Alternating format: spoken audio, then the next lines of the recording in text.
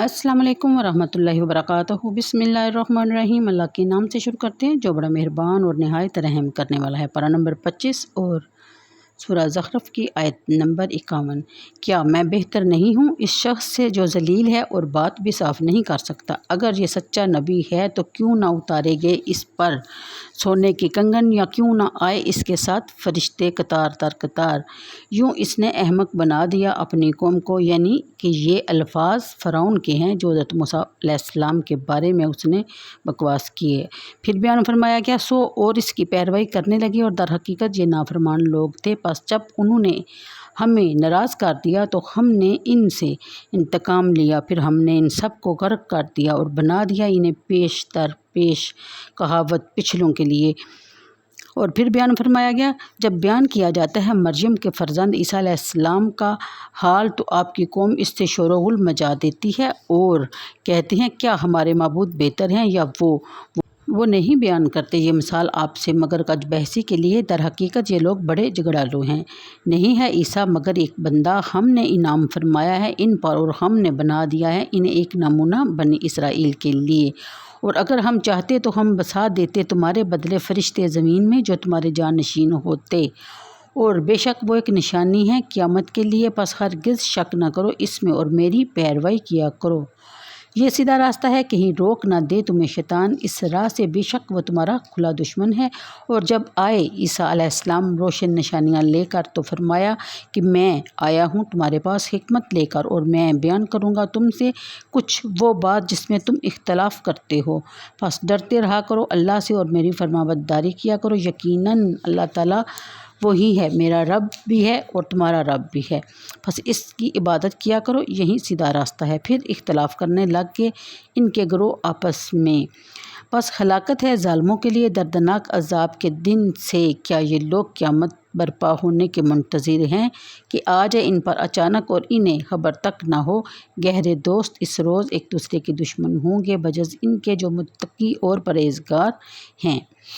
अगली आयत के मुताबिक, ए मेरे प्यारे बंदो, आज तुम पर कोई खौफ नहीं और ना तुम आज गमज़दा होगे। यानी वो बंदे जो ईमान ले आए थे हमारी आयतों पर और फरमाबरदार थे। अगली आयत के मुताबिक, हुक्म हुआ दाखिल हो जाओ जन्नत में तुम और तुम्हारी बीवियाँ खुशबख्ती और खुशी खुशी से। ये तो आयत नंबर 60 तक था। तर्जमा और तफसीर की तरफ पढ़ते हैं।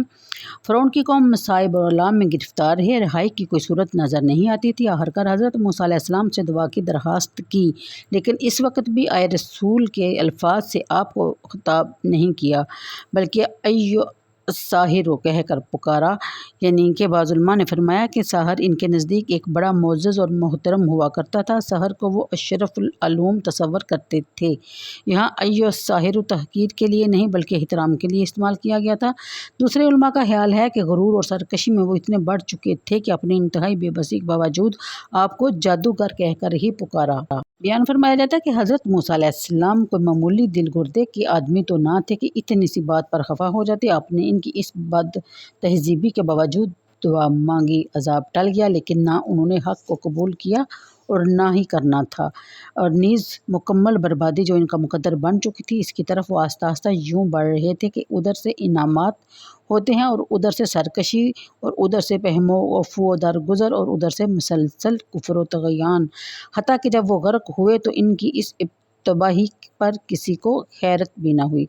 अगली आयत के मुताबिक, इंसान को चाहिए कि इन आयात को बार बार पढ़े और इनमें गौर व फिक्र करे। इन आयात में मादा परस्त जहनीत की हसीस नज़रियात, नीज़ अमर और डिक्टेटर की नफ्सियात को ऐसी सच्ची तस्वीर पेश की गई है जो आज भी इस तरह हकीकत है जिस तरह हज़ारों साल पहले मिस्र के फ़िरौन के ज़माना में एक हकीकत थी।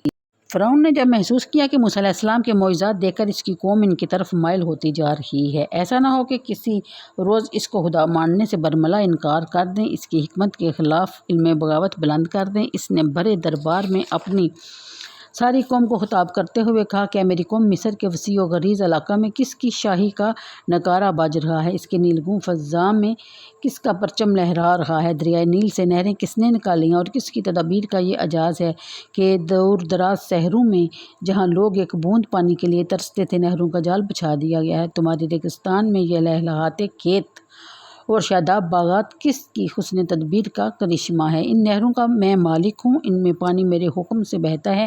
اے اہل مصر، یہ ایسی حقیقت ہے جس کا تم اپنی آنکھوں سے مشاہدہ کر چکے ہو۔ اور اب فیصلہ بھی خود ہی کرو کہ بہتر میں ہوں یا موسیٰ، جس کی نہ تو کوئی عزت ہے اور نہ ہی اس کی کوئی اہمیت، اور باتیں ایسی ایچ بیچ کرتا ہے کہ کچھ پلے نہیں پڑتا۔ اس نے حضرت موسیٰ علیہ السلام کو، جو بچپن میں انہوں نے کوئلہ اپنی زبان پہ رکھنے سے ان کی زبان میں لکنت آ گئی تھی، اس کا تانا دیا۔